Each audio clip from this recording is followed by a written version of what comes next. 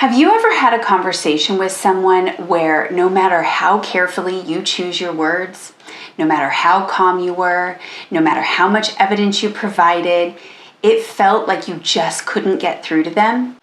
You tell them what hurt you, they tell you why you're wrong. You tell them how their behavior affected you, and they respond with what you did 2 weeks ago. You ask them what you need from them, they accuse you of attacking them, and it feels like no matter what you do, you can't get through to that person. Now, when someone is stuck on the receiving end of this dynamic, to say that it is painful is quite literally an understatement. To be in a relationship where you are not understood and seen and your perspective valued is extremely painful. And as a result, this person will eventually reach a point where they stop trying to communicate at all, because they eventually will realize the issue isn't that the other person doesn't understand.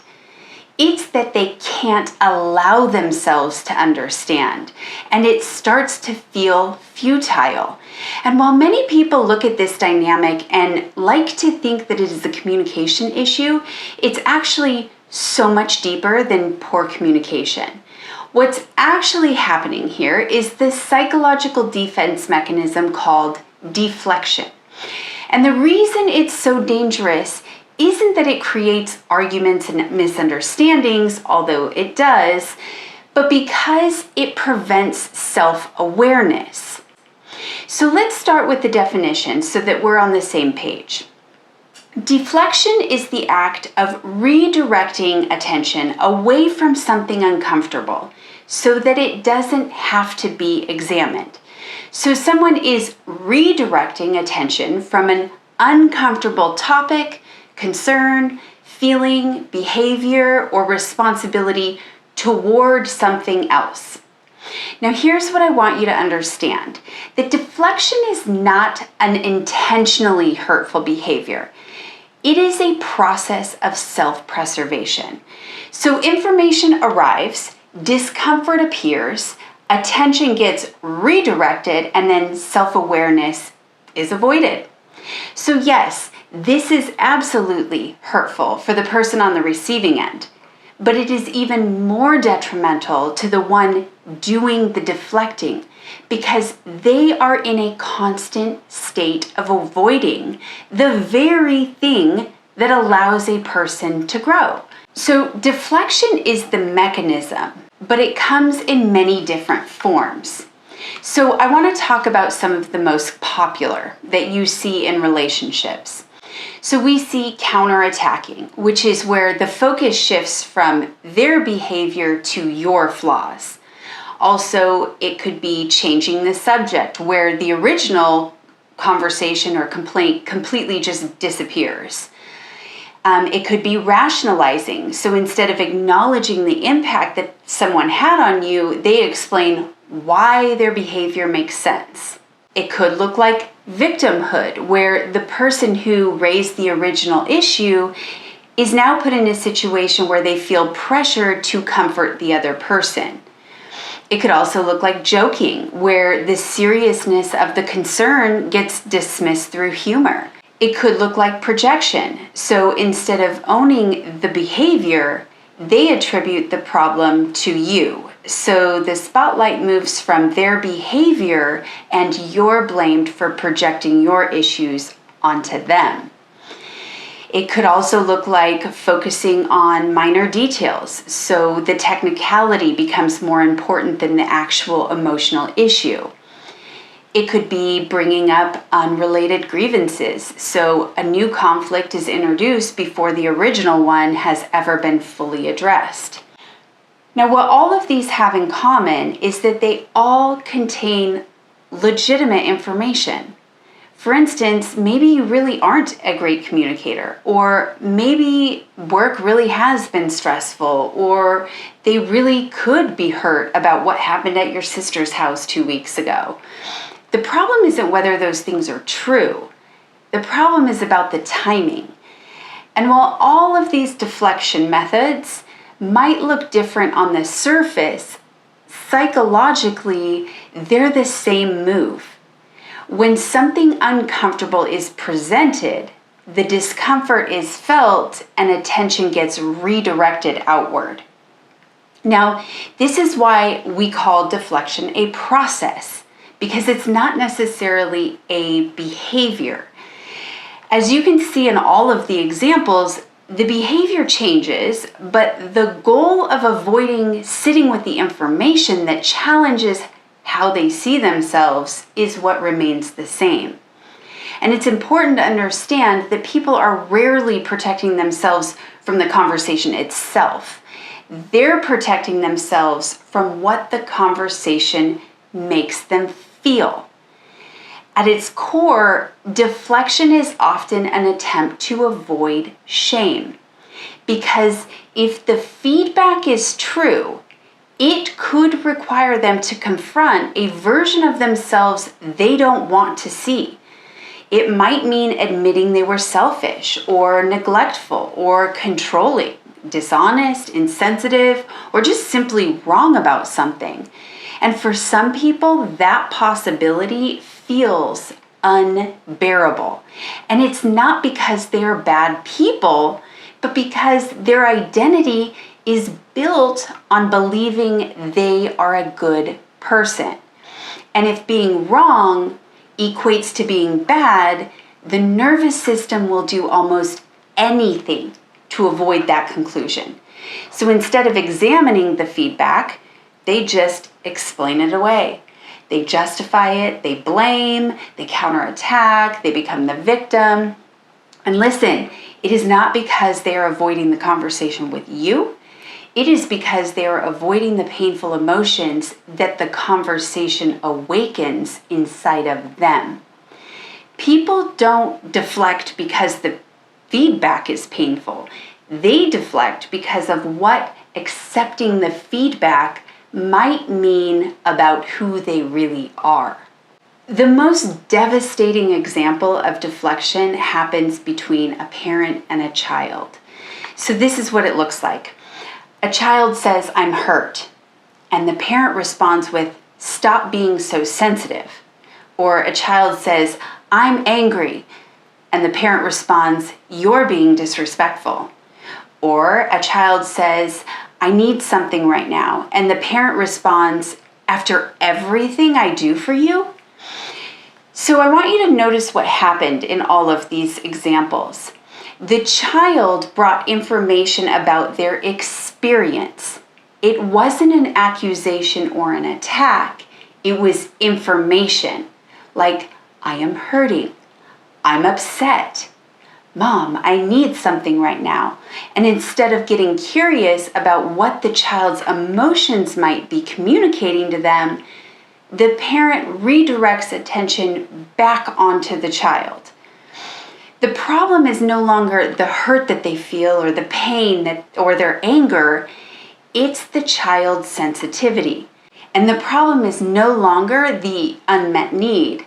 It's the child's lack of gratitude. The problem is no longer the relationship. It's the child. And this is where deflection becomes so incredibly damaging for a child, because a child is completely dependent on the parent to help them make sense of reality. When the parent repeatedly refuses to examine their own impact and instead makes the child's reaction the problem, the child is forced to draw the conclusion that if something feels wrong, I must be wrong. Over time, what happens is that the child stops asking, "Why am I hurting?" They're going to start learning to ask, "What is wrong with me?" And that is the absolute tragedy of growing up with a parent who uses this defense mechanism. Because the child doesn't lose trust in the parent, the child loses trust in themselves. And I am telling you, that comes with an array of consequences, because that child learns to question their feelings, their perceptions, their needs, and their reality. And they will spend the rest of their lives trying to heal from wounds that were never caused by their emotions, but by being taught that their emotions couldn't be trusted. This person will likely grow into an adult who will struggle with self-abuse. And it becomes an insidious problem because every other relationship will mirror this same dynamic. And if you want to learn more about the relational mirror dynamic that I'm talking about, you can download my audio training titled The Relational Mirror from my website, which I will link in the description below. But here's the thing. It's not just the child who loses from this dynamic. Let's explore what it's like for the person doing the deflecting. Subconsciously, most people think deflection protects them. Really, though, it protects them from criticism, shame, and uncomfortable emotions, but it also protects them from insight. I want you to consider, what if the criticism was correct? Maybe not completely correct or perfectly stated, but just partially true.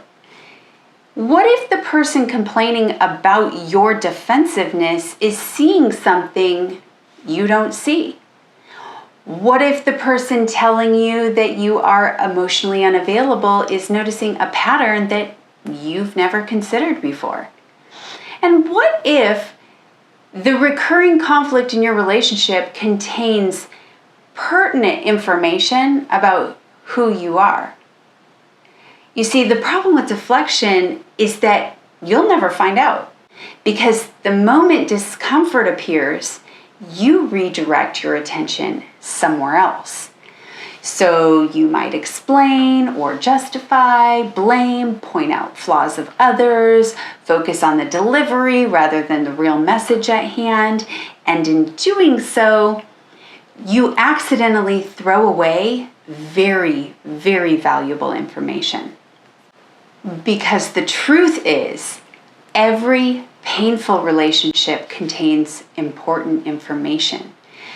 Every recurring conflict contains information. Every trigger contains information. And deflection makes that information inaccessible. And I'm not saying that because the other person is always right, but because every difficult interaction actually does reveal something to us. It could be trying to reveal a wound, a blind spot, fear, a pattern you've been repeating for so many years, but you'll never actually discover it if you spend all your energy trying to prove that the other person is wrong. This is why the truest cost of deflection is growth, because growth requires awareness, and awareness requires reflection. Reflection requires the willingness to sit with information long enough to actually ask yourself, what if there's something here I need to see? The people who grow aren't the people who receive the least criticism. They're the people who become curious about their criticism, even when it hurts. So let's talk about how this relates to relationships.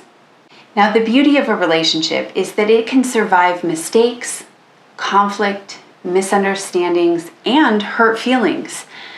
But what it cannot survive is chronic deflection. Here's why. Because repair requires the ability to look at reality, and reality requires reflection. You cannot ever repair something you refuse to acknowledge. If every concern becomes an attack, or every piece of feedback becomes a debate, or if every painful conversation turns into blaming another person, there is nowhere for the relationship to go. You cannot heal what you cannot see. One of the hardest things to accept in relationships is that it takes two people to create connection, but it takes only one person to destroy it. Repair requires participation. It requires curiosity and a willingness to say that maybe there's something here that I haven't considered.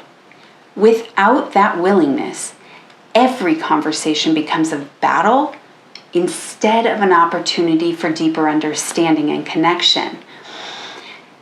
This dynamic protects people from ever facing reality. And reality is the only place that healing can happen. So today I want to conclude by asking, what is the opposite of deflection? It's reflection. And reflection is not self-blame.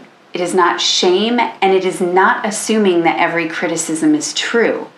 Reflection is simply the willingness to stay present with uncomfortable information long enough to actually learn from it. When someone gives you feedback, reflection means you ask yourself, what if they're seeing something I don't see? Because the goal is not to determine whether the other person is completely right. The goal is to become curious enough to investigate, to ask, why did that bother me? Why did I react so strongly? Why does this conflict keep showing up in my life? What painful truth could I be avoiding here? What if this situation is trying to teach me something? Because the truth is that each and every one of us has blind spots. Every one of us has wounds. Every one of us has patterns we cannot see from the inside. That is part of being human. The danger happens when we become so committed to protecting our self-image that we stop learning. Because growth requires something so many people spend their entire lives avoiding. That is the willingness to confront the possibility that we are wrong or bad. And ironically, the healthiest people I know aren't the people who never make mistakes. They're the people who can admit when they do. And they're the people who can tolerate guilt without collapsing into shame. They're the people who can hear difficult feedback without needing to defend themselves. They're the people who can look into the mirror instead of handing it back to somebody else. And that's where self-awareness begins. Never does self-awareness begin when we feel the need to prove ourselves right all the time. But when we become willing to see what we've been avoiding. Now I want to close with this. Deflection feels protective because it shields us from discomfort. But it also shields us from truth. And the tragedy is that the truths we spend the most energy avoiding are often the very ones that could set us free.